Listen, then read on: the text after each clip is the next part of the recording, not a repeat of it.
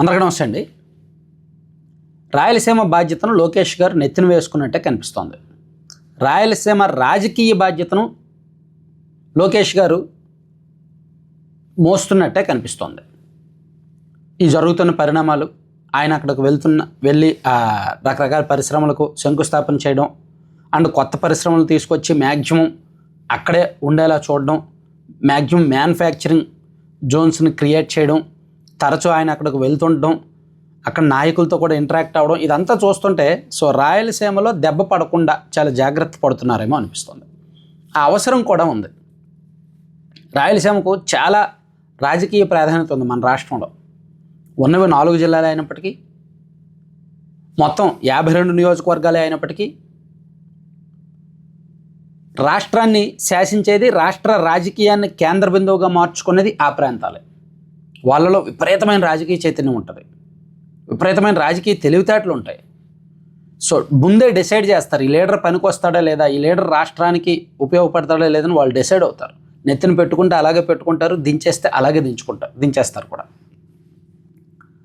So నేను ఆ ప్రాంతంలో ఉన్నాను కొన్నాళ్ళు అండ్ తరచు మన గ్రౌండ్ రిపోర్ట్స్ కూడా అక్కడికే నేను ఎక్కువ వెళ్తుంటాను. ఏమన్నా నాకు శాంపిల్స్ కావాల్సినప్పుడు అక్కడి నుంచే తీసుకుంటాను.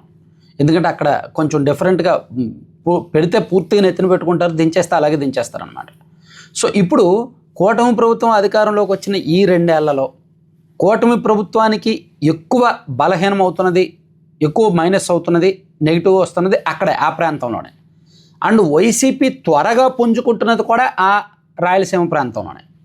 ఆ విషయం కూటమి పెద్దలకు కూడా తెలుసు, బయటికి చెప్పలేరేమో కానీ కూటమి పెద్దల అంతర్గత డిస్కషన్స్లో కూడా సో 2024 ఎన్నికల్లో వైసీపీ ఘోరంగా దెబ్బతిన్నది, ఘోరంగా ఓడిపోయింది, 11 సీట్లకే పరిమితమైంది. కానీ ఇప్పుడు ఆ పార్టీ ఖచ్చితంగా పుంజుకుంటుంది. ఎప్పుడూ 11 ఉండవు కదా, పుంజుకుంటుంది. అలా పుంజుకునే ఫస్ట్ ప్లేసు రాయలసీమ, ఉమ్మడి కడప, ఉమ్మడి కర్నూలు జిల్లాలు ఫస్ట్, ఆ తర్వాత చిత్తూరు, ఆ తర్వాత అనంతపురం. అలా కోలుకోకుండా ఉండాలంటే కూటమి జాగ్రత్త పడాలి. ఆ జాగ్రత్త పడే ప్రక్రియ లోకేష్ గారు చేపట్టారు అనుకుంటున్నా. ఎందుకంటే రాయలసీమకి ఏం కావాలి, అక్కడ యువతకు ఉద్యోగాలు కావాలి, అక్కడ రైతులకు నీళ్లు కావాలి. ఈ 2 దొరికితే మిగిలినవన్నీ వచ్చినట్టే. రాయలసీమ కల్చర్ చాలా బాగుంటుంది, మనుషులు చాలా మంచోళ్ళు. అక్కడ దేవాలయాలు, టెంపుల్స్ చూస్తే ఇతర ప్రాంతాల కంటే అక్కడే గొప్పగా ఉంటాయి. కాకపోతే వెనుకబాటుతనం, కరువు కాటకాలు, పంటలు సరిగ్గా పండకపోవడం, వలసలు ఎక్కువగా ఉన్న కారణంగా వెనుకబడి ఉంది అని అనుకుంటున్నాం. సో ఆ వెనుకబాటుతనం పోగొట్టాలంటే అక్కడ చదువుకున్న పిల్లలకు అక్కడే ఉద్యోగాలు రావాలి, అక్కడ రైతులకు నీళ్ళు ఇవ్వాలి. సో చదువుకున్న పిల్లలకు ఉద్యోగాలు ఇచ్చే బాధ్యతను లోకేష్ గారు తీసుకున్నారు. ఈ 2 ఏళ్లలో 4,75,000 కోట్ల విలువైన పెట్టుబడులు రాయలసీమ ప్రాంతానికి వచ్చాయి. ఇక్కడ అసలైన విషయం ఏంటంటే ఇప్పుడు ఉత్తరాంధ్రకు కూడా ఎక్కువ పెట్టుబడులు వచ్చాయి. గూగుల్ డేటా సెంటర్ 1,38,000 కోట్ల పెట్టుబడి, అలాగే ఆర్సెలర్మిత్తల్ ప్రాజెక్టు సుమారుగా 1,30,000 కోట్లు, 1,50,000 కోట్ల పెట్టుబడి, అలాగే అదానీ డేటా సెంటర్. ఇవన్నీ ఉత్తరాంధ్రకు చూసుకుంటే పెద్ద సంఖ్య కనిపిస్తోంది, లక్షల కోట్లు, పెద్ద పెద్ద సంఖ్య కనిపిస్తోంది. కానీ వాటికంటే విలువైన బ్రాండెడ్ పెట్టుబడులు రాయలసీమకు వస్తున్నాయి. అంటే ఉద్యోగాలు ఎక్కువ వచ్చే, కాలర్ ఎగరేసుకొని చెప్పి ఇదిగో నేను పలానా ఎల్జీలో ఉద్యోగం చేస్తున్నా, నేను పలానా రాయల్ ఎన్ఫీల్డ్లో ఉద్యోగం చేస్తున్నా, నేను పలానా కియాలో ఉద్యోగం చేస్తున్నా అని కాలర్ ఎగరేసుకొని చెప్పే బ్రాండెడ్ మ్యానుఫ్యాక్చరింగ్ జోన్లు రాయలసీమకు వస్తున్నాయి. అది అప్రిషియేట్ చేయాల్సిన అంశం.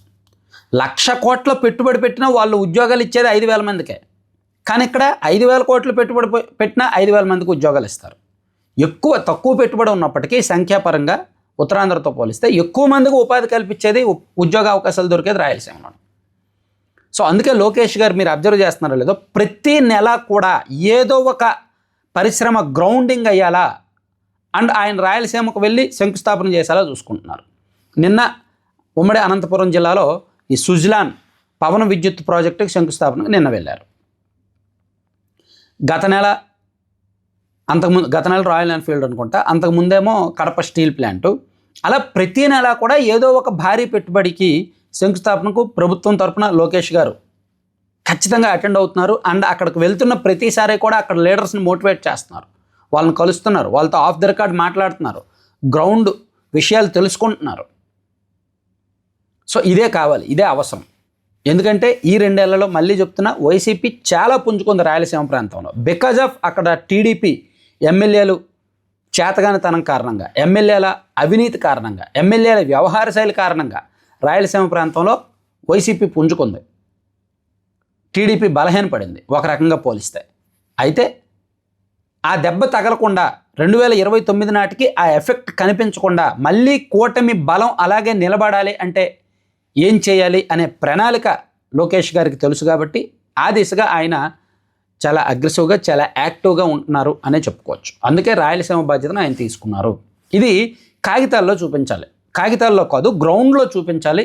చూపించే పనులు కూడా మొదలుపెట్టారు. Thank you.